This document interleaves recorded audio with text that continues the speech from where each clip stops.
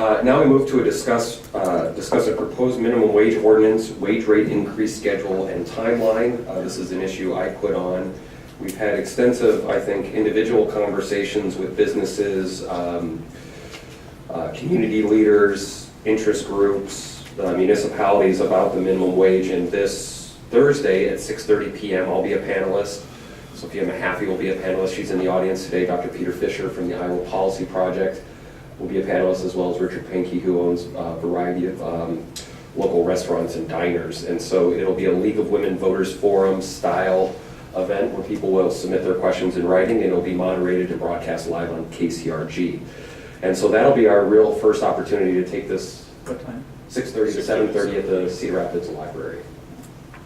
And so we've been getting a lot of questions. What are we proposing? The study group proposed an 825 with the caveat that the group would reconvene after the legislative session to see if any action was taken. Jim and I were both sat on that and both voted no. We did not want to be held to an 825. So because that recommending group is non-binding, we have the ability to take up whatever proposal we want. And so we have, I think, all been doing our due diligence to really learn about this issue. I was in a meeting recently with some municipal leaders and floated to them the following idea, which is something very similar to Polk County, which they're trying to do, and that's a $1 a year increase for 3 years. And if that is approved, that would take Linn County's minimum wage from $7.25 to $10.25. And with some business owners I've spoken to, there's two themes that really are resounding that come out. One, they believe the state should take this. This needs to be a state issue. And I think anyone who supports this or is against the minimum wage increase would all agree that the state needs to take action. But Iowa ranks 50th in increasing the minimum wage and hasn't done so in almost a decade, which has caused now counties to take this issue up for themselves. I believe Wapello County is newest to the discussion of raising their minimum wage. The other issue that businesses also talk about, that I have not heard one single business say that they're against raising the minimum wage. There isn't a single one. They may not be happy that we're taking it up, but there isn't a single business leader I've spoken to that said that it needs to remain the same. So there is support for both us taking this issue on because the state has not. There is all indication that the state is not taking it up this legislative session. There is support within the community, and we've seen through the Iowa Policy Project that approximately 18,000 workers could benefit from a minimum wage increase here in Linn County. So the $1 a year is really a proposal. Instead of doing 85 cents this year, 90 cents the next year, or whatever the third would be, businesses know that each year on January 1, because that's when they'll do their budgeting, that the increase is $1 for those that do not make, for those who make minimum wage. A $1 increase for 3 step increases. And so it seems like an easy number that businesses can understand. It's predictable. They can budget for it.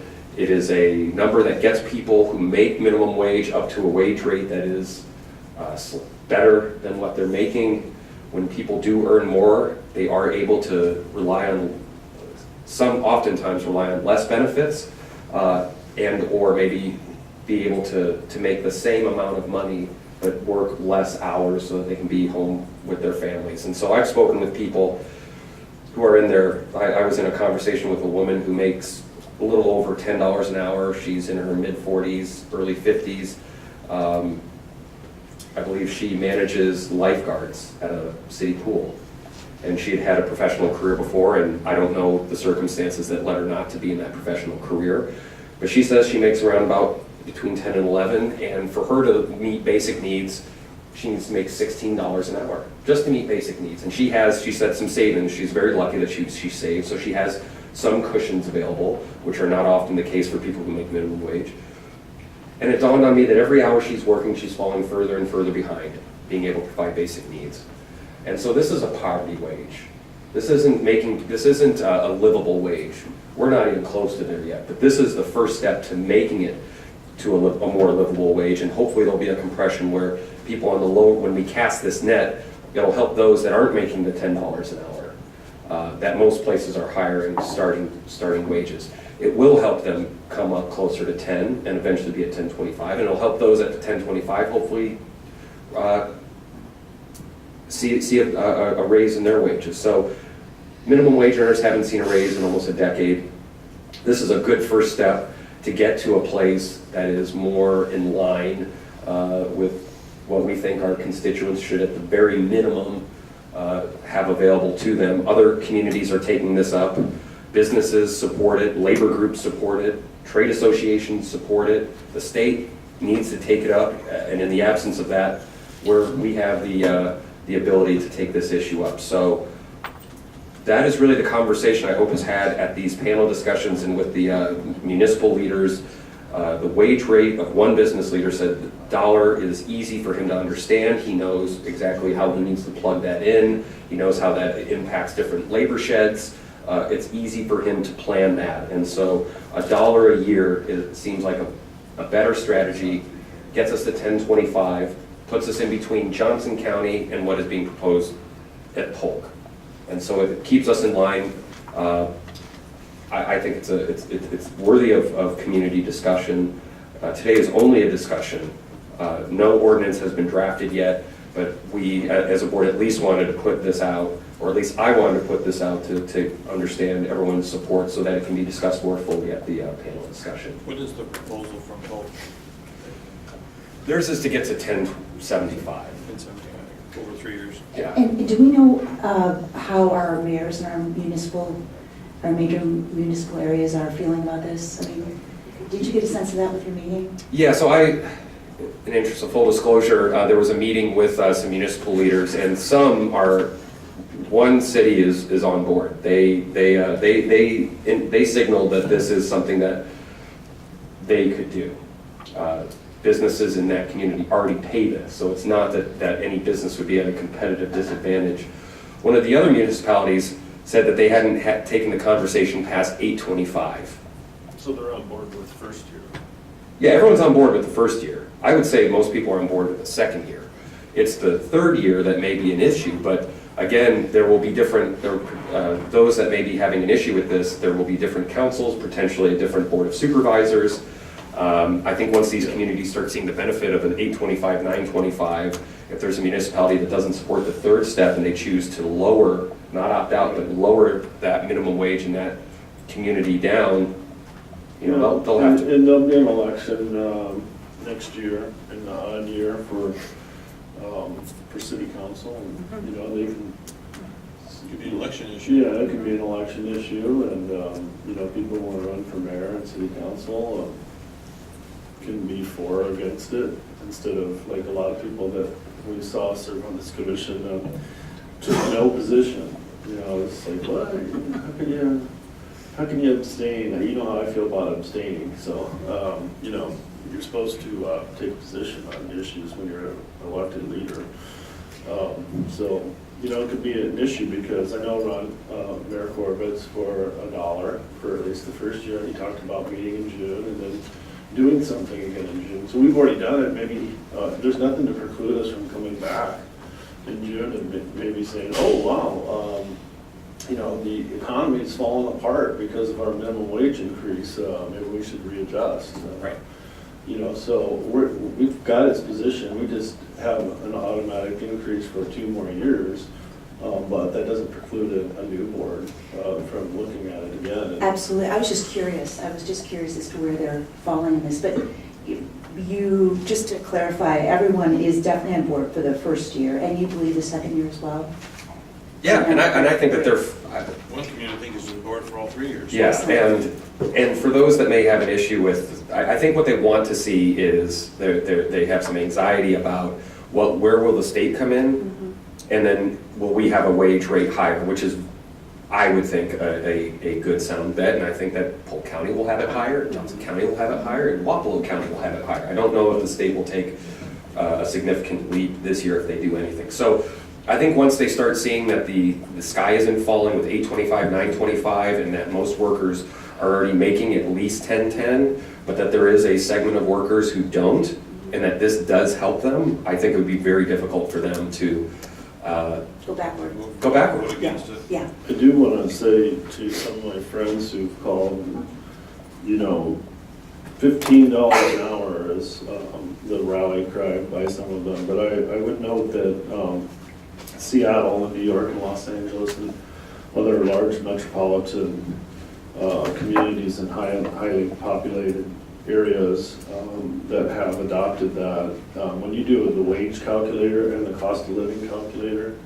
you know, really in Iowa, in a place like Cedar Rapids, with the cost of living, 10.25 comes out close to 15 if you have the cost of living adjustments to live in New York City versus Cedar Rapids, to live in Seattle versus Cedar Rapids, to live in Los Angeles versus Cedar Rapids. So I don't think a national minimum wage, you know, is applicable. Everybody knows that when you go to different colleges, you know, and you have different expenses because of how much higher rent is, or how much higher other living expenses are in major metropolitan areas. So that one just didn't wash with me, and it's not a feasible thing for Linn County, from what we heard from any city council. So you would be just doing something to feel good that would have no impact, because no one would adopt that. But the other thing is I'd like to ask the county attorney to, the civil county attorney, Mr. Jarvis, to look into, and I think Polk County is doing this for 16 or 17-year-olds and under, to look at perhaps doing a half of that increase, so 50 cents per year for that classification of employees. I've heard and talked to people in the Grocers Association and Restaurant Association that certain individuals, because of federal OSHA regulations and other regulations, can't handle knives and cutlery and box cutters and the trash compactor and all these other things. So they did make a compelling argument to me that, you know, if you're working at Hy-Vee Deli, that there's a lot you can't do when you're a 16-year-old. And so they might not, that wage may hurt competitiveness in other areas, especially if it's multi-jurisdictional. So I just want to at least look at that and understand that. I know Polk County may be moving forward, that there was some concern that if you do a different classification, that may make the ordinance subject to legal challenge, which I'm not sure what that's all about, but I would like to learn a little bit more, so I'm just putting that out there. Would this board also consider then a cost escalator built into the end of the third year, then it would have an escalator built into it? I think you should look at that at the end of the third year. Right, right. And so we would also want the municipalities on board with that. And again, I get asked why 10-10? Why you know, Johnson County obviously passed that. I think President Obama once floated 10-10. So there's a lot of data that points to the impact of 10-10. Ours, of course, would be a little bit higher at 10-25. I don't think anyone's raised the issue, well, will people come up from Johnson County for 15 cents extra, or down from Jones County, or you know, Iowa County or other counties? I don't think people would spend the money and the resources to make 15 cents more. So it's not all of a sudden Linn County becomes a magnet for other minimum wage workers. I think that was, someone had once asked that concern. But 10-10 has been studied. We have the data on how that would impact Linn County residents. We do know that people with the cost of living in Linn County, if they're single, need to make $14 an hour just to meet basic needs. And if they're single with children, it's higher. And I mean, we're talking sort of Maslow's hierarchy here of food, safety, shelter. And we're not talking about a lot extra. And certainly, a lot of these individuals are one punctured tire away from, you know, having, you know, financial calamity. And I'm not too far removed from remembering what it was like to make more than the minimum wage. I was making $18,500 a year as a 22-year-old with very low expenses, very low debt, and always one sort of car failure away from having to put a lot on a credit card or having to really make some difficult decisions. So that's not too far in my rearview mirror. I couldn't imagine what it's like to be having children dependent upon a minimum wage or something close to it. It's just, there are a few things that I feel are both a moral and economic imperative, and that's this issue of helping people achieve a little bit greater independence, a little bit better, higher quality of life, maybe rely less on certain benefits and participate a little bit more fully in what it means to be a citizen in Linn County. And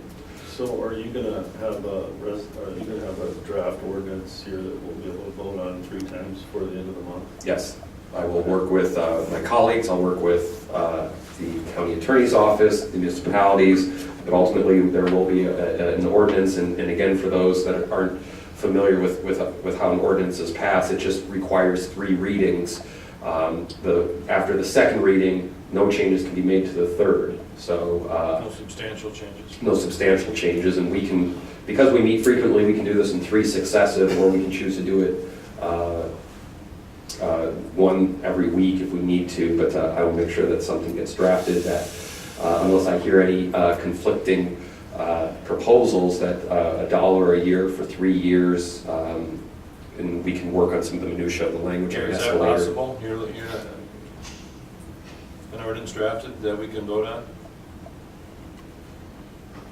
It shouldn't be terribly difficult. I think you've got a significant issue concerning the age, and you have not discussed tip. Tip employees, if we don't do anything, they're paid at 60% of the minimum wage. So I would want that just to track the same. So I think currently it's $4.60 or something like that. I mean, the state has adopted the federal minimum wage basically verbatim. And then if we adopt it verbatim and just make the insignificant changes that Supervisor Olson has suggested, we should be. The county attorney down in Johnson County has a Compliance. full file on this and research as well that we can access. So I actually read on the webpage. So.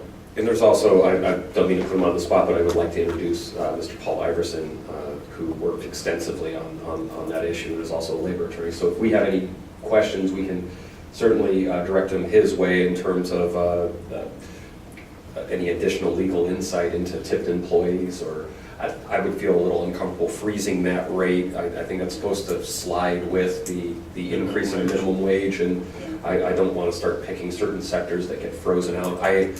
I do hear about the Grocers Association did talk with me, and I do understand some of the issues that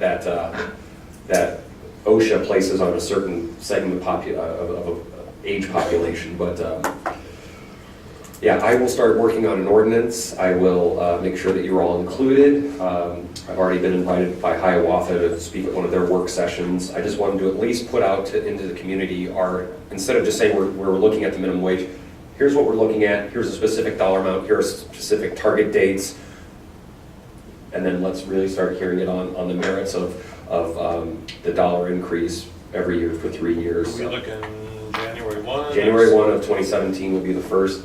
6 months increment, year increments? What Well, are we looking for? We could do a year, we could do 6 months, but I would think that, and we can have discussion about that internally. We can also meet with others about what would make sense.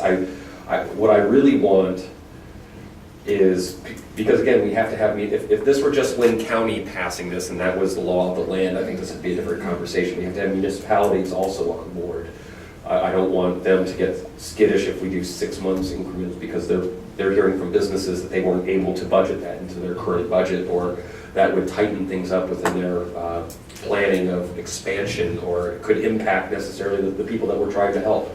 Right. So I want a thoughtful process that gives businesses enough time to plan, allows for the communities to feel a lot less anxiety on $1 a year, that they feel comfortable instituting this, but also wage earners knowing that if they are on that bottom end, that help is on the way, and it's not going to hopefully take too long. And, it just based on what I've heard, people who have talked to me really like the $1 a year for 3-year idea. It's very easy to understand. It puts us at a higher rate than Johnson County, and it's predictable. It's a great escalator. Yep. The only concern I have is the great difference of time between when Johnson County will be at 1010 and it takes us to get to 1025. It's going to be almost 3 years.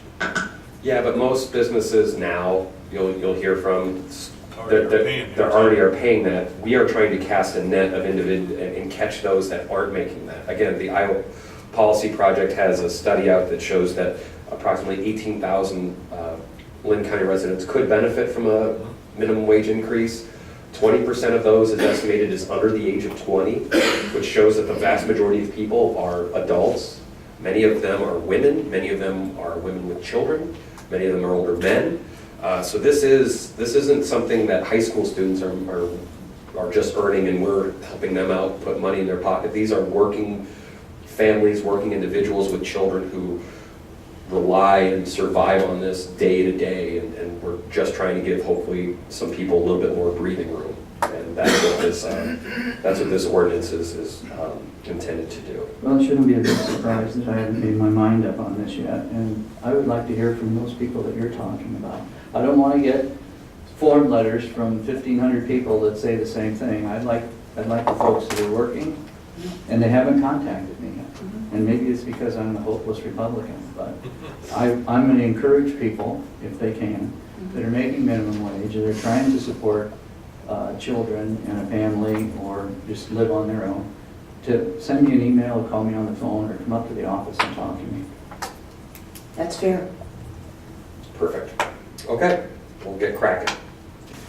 Now we move on to public comment. This is an opportunity for the public to address the board on any subject pertaining to board business. If you have any public comment, please feel free to come to the microphone and state your name and address for the record. Good morning. Morning. Morning. My name is Jesse Case. I'm with the Teamsters Union, the state political director for the Teamsters, and we are headquartered here in Cedar Rapids. We have somewhere over 1,000 members in Linn County. And I would first of all like to commend the Board of Supervisors for taking up the minimum wage issue. I know it's it's not without controversy, and we just appreciate your leadership on this issue. We passed it in Linn County, and everybody's been waiting for the state or the federal government to pass it. And the reason why you're in the position you're in is because they've refused to act. I wanted to talk just briefly on two issues. One is the teen issue that Brent brought up. I have a 19-year-old, and he's applying at Hy-Vee. He's decided not to go back to school next semester, and but he is saving for an apartment, and he may be going back to school. And his labor is worth just as much as the senior citizen who's bagging groceries at Hy-Vee, or the 30-year-old mother who's working at Hy-Vee. So this kind of tendency to lower the value of people's labor for doing the same job, I would ask you not to do that. Also, during the Johnson County minimum wage, there was extensive legal research. I'm sure Paul will talk about this too, from the National Employment Law Project and our lawyers and the county attorney. And basically, the reason Johnson County did it the way they did it, because I think if you include somebody who's not included in the state law, or exclude somebody who's not excluded, it's easier to do a legal challenge on the ordinance. So why include something in the ordinance that is going to open the door for a more effective legal challenge? So that, and take the risk of either having that portion struck down or the whole ordinance struck down. So I think there are a lot of arguments to make sure that the wage reflects the current way that the state law is written, and it not devalue the work of 17-year-olds who are planning, who are saving for college, or 19-year-olds who are renting an apartment, or if my son doesn't get a job till he's 20, if Hy-Vee doesn't, if he's working somewhere else, but then goes to the Hy-Vee and makes more money when he's 20 than the guy next to him when he's 19, that seems a little odd too. For 8 years, workers have been waiting to have a raise, and nobody's been saying, what about those workers? And now we're talking about raising not a radical increase, because these are still poverty levels, but now all of a sudden we say, well, what about those poor employers? And we all want employers to remain competitive. We all want employers to be successful in our community. But the employers, who are paying these wages have not, who are going to be mostly affected by these increases, we're not coming forward in the past 8 years saying, well, we should probably be worried about these minimum wage employees. But now they're saying, what about us? Well, what about the 80% of low-income workers, like Ben was saying, who are not teenagers or who are single mothers or other demographics? In terms of the time frame, $1 is great. Like $3 in 3 years is an unbelievable improvement over 0 over 8 years. So that's, I'd like to commend you on that. I would just like to, say that, again, it's not a radical proposal to have a 10.25 minimum wage. Even, whether it's this year, next year, 3 years from now, when the wage has been frozen for 8 years, raising it to a point where it's still below the poverty level is not a radical concept. What's radical is keeping, tens of thousands of people in poverty over decades. That's radical. So I would say, just in terms of the time frame, $1 the first year, but really looking at maybe 6-month increments for those second and third increases to get people to that higher rate in a shorter period of time. Employers still have time to budget for 18 if they've got a year's notice. And again, we're talking about ending up below the poverty level. So if employers have 18 months instead of 30 months to budget for poverty wages, I don't think that's a radical concept. So, but again, I appreciate your work on this issue, and it's extremely important, and thanks. Thank you so much for your comments. Additional public comment? Mr. Anderson, good morning. Good morning. My name is Paul Iverson, I-V-E-R-S-E-N. I am a resident of Mount Vernon, so this is my home county.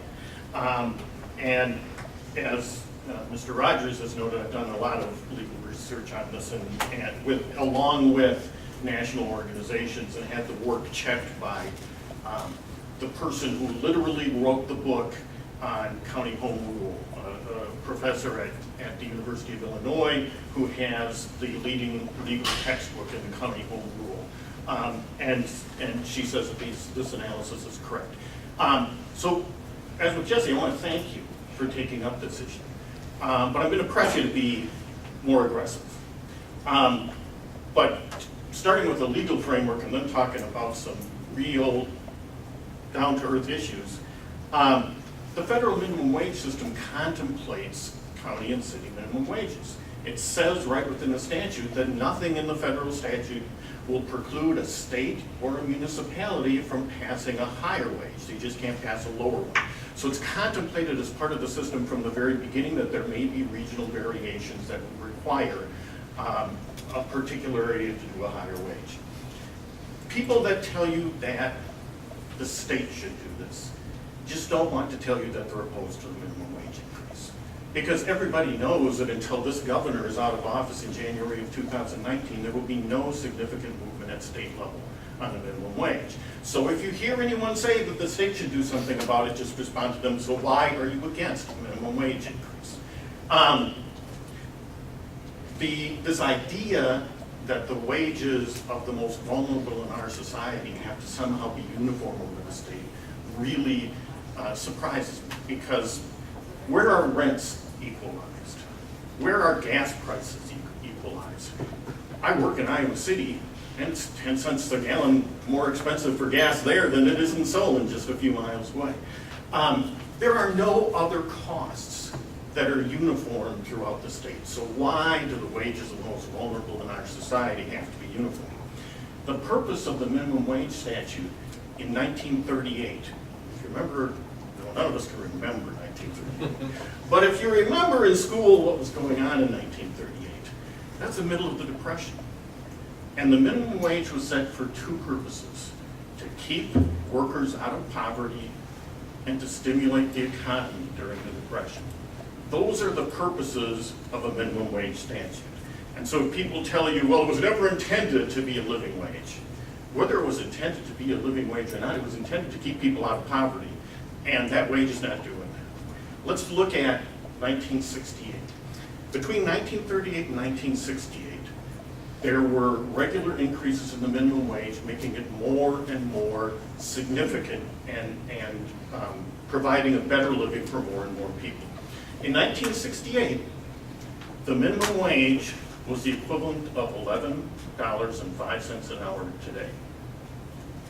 After 1968, that connection between the minimum wage being a more reasonable wage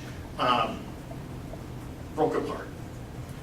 And now, what happens with the minimum wage being stuck at $7.25, today, 25% of all workers in Iowa can buy less with what they make than a minimum wage worker could in 1968. That's what happens when the minimum wage, the floor, when the floor doesn't go up, the ceiling doesn't go up. And so we have a situation in which we have a low-wage society, and we all pay for that. We pay for that in public benefits. When Johnson County looked at who was accessing their public benefits, they found that a majority had jobs, many of them full-time jobs.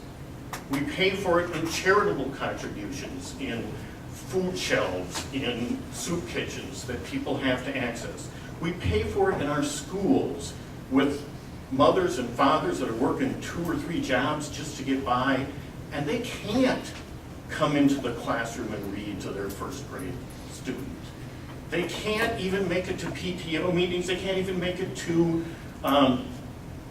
conferences because they're working all the time.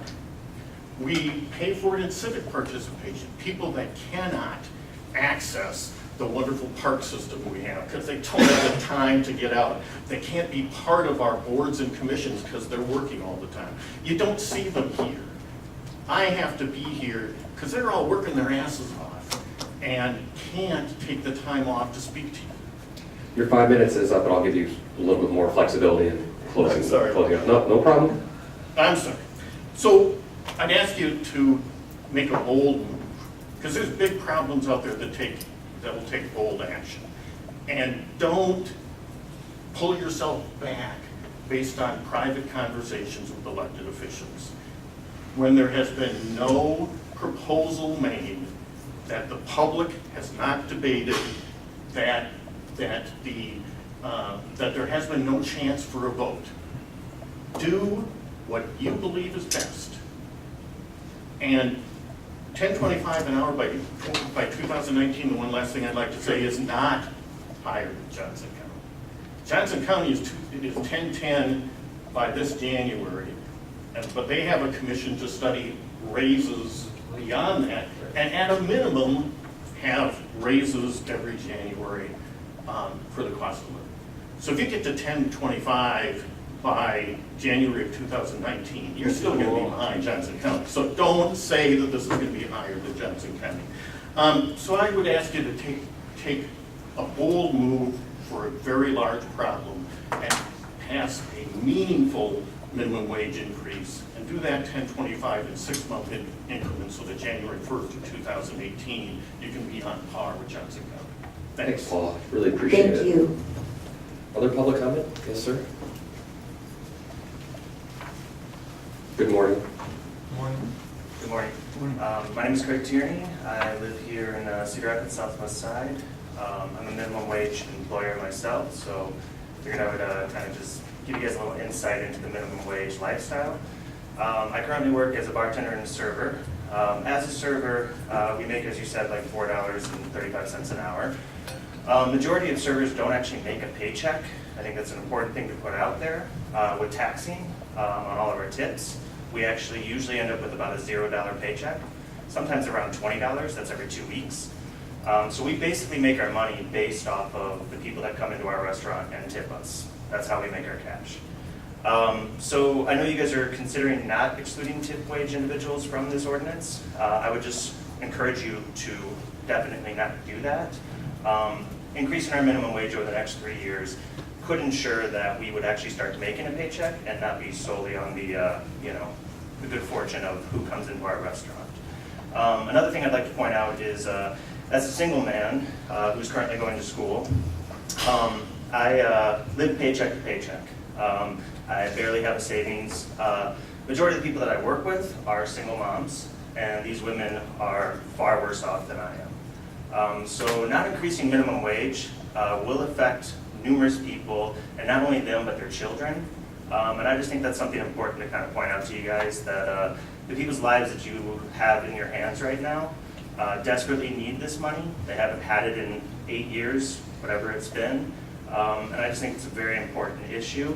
I know, John, you were saying that you would like to hear from minimum wage employees. I will do everything in my power to make sure that some of my friends start to write you and email you and let you know these stories, which is mainly the reason why I wanted to get up here, just to kind of express to you that these are the people that you're going to be affecting if you don't, consider the raise in the minimum wage.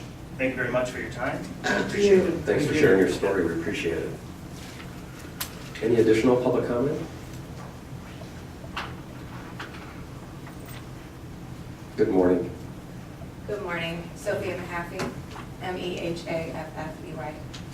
Sorry, I'm bringing my phone because I just don't want to forget anything. This is my note-taking device, so. I just wanted to mention a few things. We've sort of been over the teen wage a few times now, so I won't, do it to death.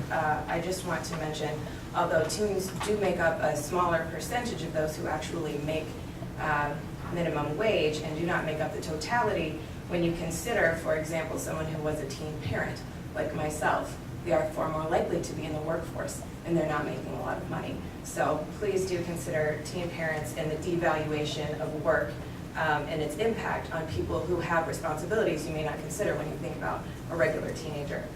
The next thing I wanted to mention was the impact on the community of poverty wages. That was very well covered actually already, so I'm going to skip that one. Third thing I had, the sliding scale of public assistance. The value of the increase, although we're saying this is just going to take us to a poverty wage, it is still a valuable move to make because of the sliding scale nature of federal assistance and state assistance programs. We are going to be decreasing the burden on the taxpayer to provide things like food stamps, to provide things like housing, because when you make more money, you contribute a little bit into that, and it enables people to develop that ability to handle their own affairs a little better. The next thing I wanted to mention was I heard a question about the opinions of the mayors. While the mayor's opinions absolutely are valuable, I would like us to consider that they don't necessarily speak for the entirety of the community that they represent. Although they are that figurehead, there are more opinions that need to be considered as well. I would say, the council would be important in each city. And then the last thing I wanted to say was I think it's important to also consider the cost of employment for rural workers who may have to commute into town to actually work, and what the impact is on them. Although they may have a lower cost of living in terms of their rent or their mortgage where they live, actually commuting to that job, they're losing some of the money that they're earning, so they're taking 2 steps back with every step forward. Thank you. Thank you, sir. Thank you. Any additional public comment?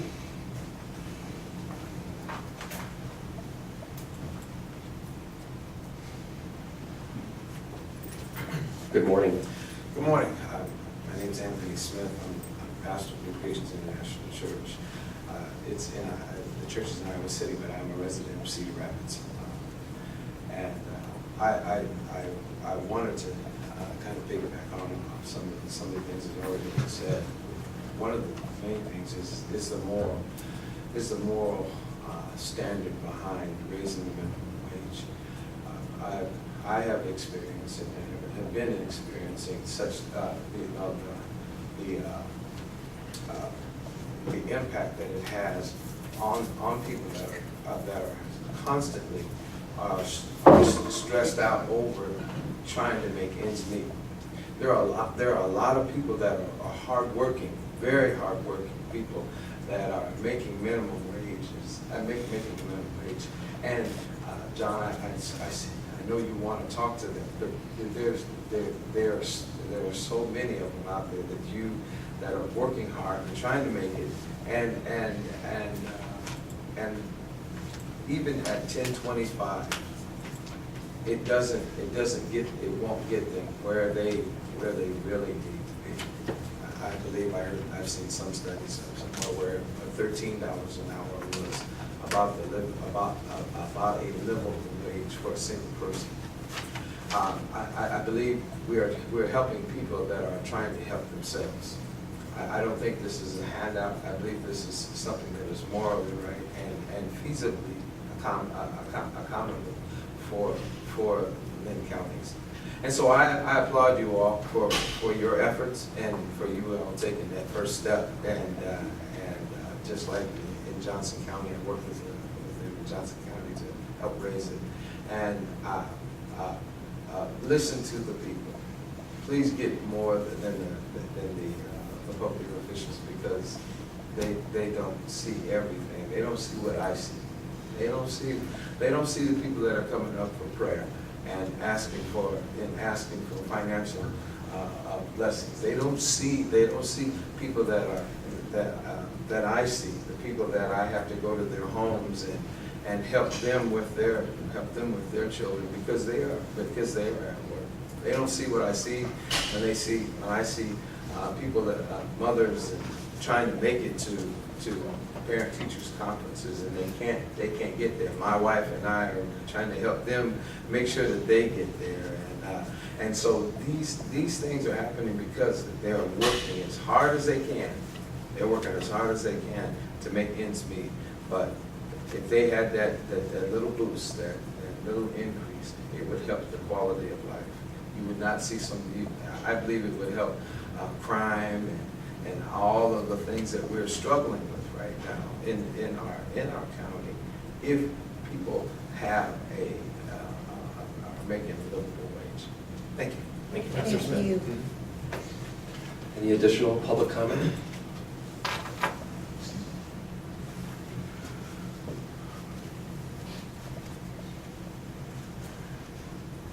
Good morning, Robin. Hi, Robin.